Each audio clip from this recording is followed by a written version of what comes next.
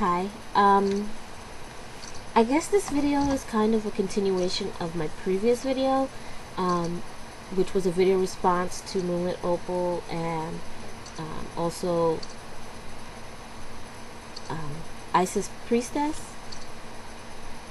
I wanted to touch back on what I said about initially having to deal with my old preconceptions of what witchcraft and Wicca and things of that nature were.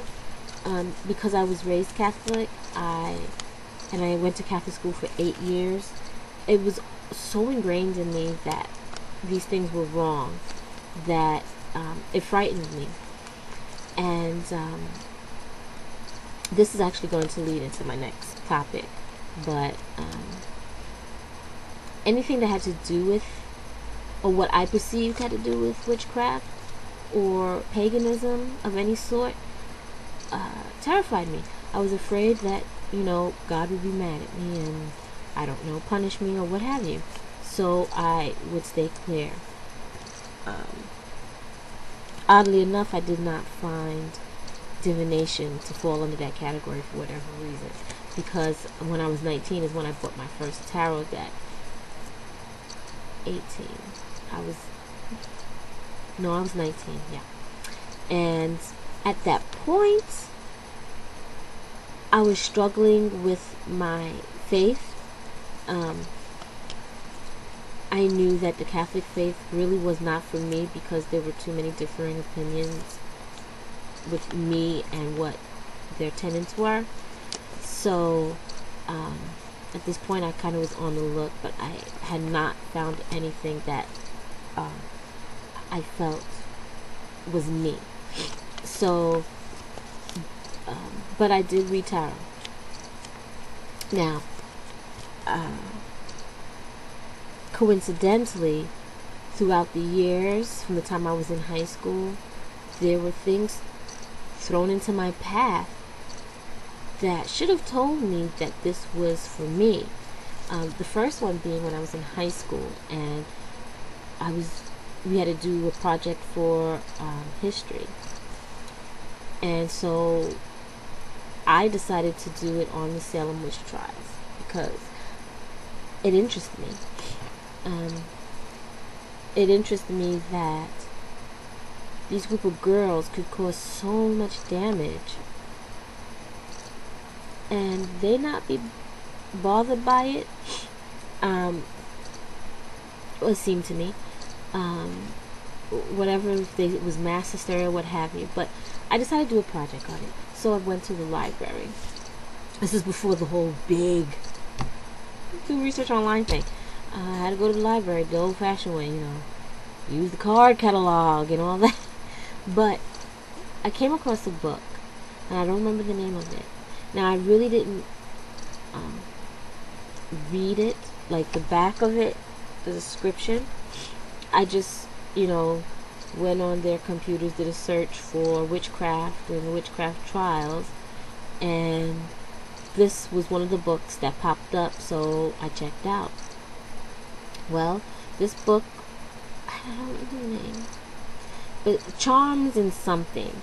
And when I started to read it, and I realized, this is not a research book. This looks to be a spell book. I closed it. I wouldn't even read it because I was afraid that if I read it, I would anger God. So I wouldn't read it.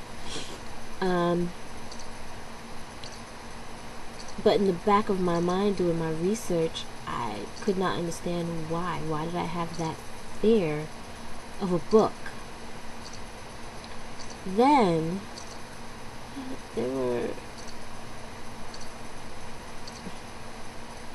when I started working at a day camp, and at this point I was 19. Yes, I was 19. One of the girls that worked with me was a Wiccan. Now, this is actually the first time I've heard of the term Wiccan. I've never heard of that term before. I just heard of witches and witchcraft.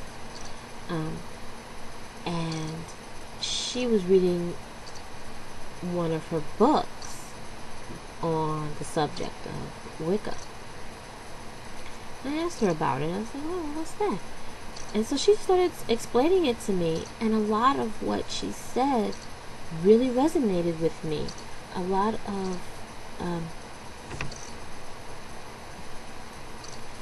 of the things like how God is viewed in not just Wicca, but in paganism, or how many people view God, or the concept of God or the goddess. And I always thought that, and from the time I was a child, I always thought, to me, it's the same being or entity, just called by different names. I always believed that angels and saints were aspects of that being, just as I always believed the various gods and goddesses were aspects of that being. And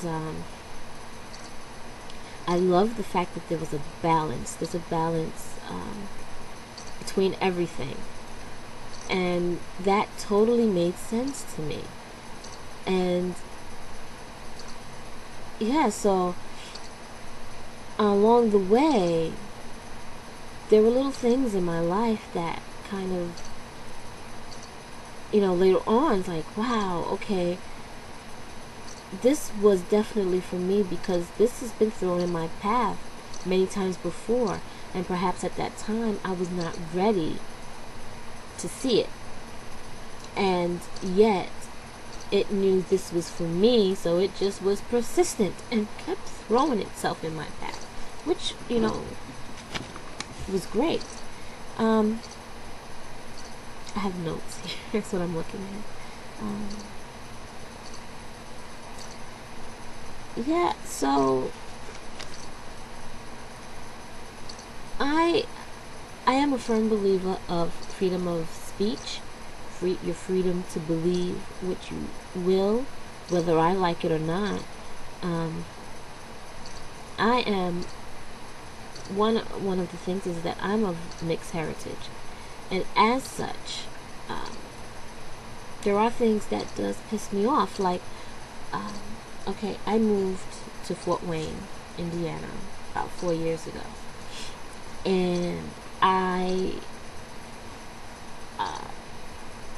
have noticed quite a few racist things that go on out here.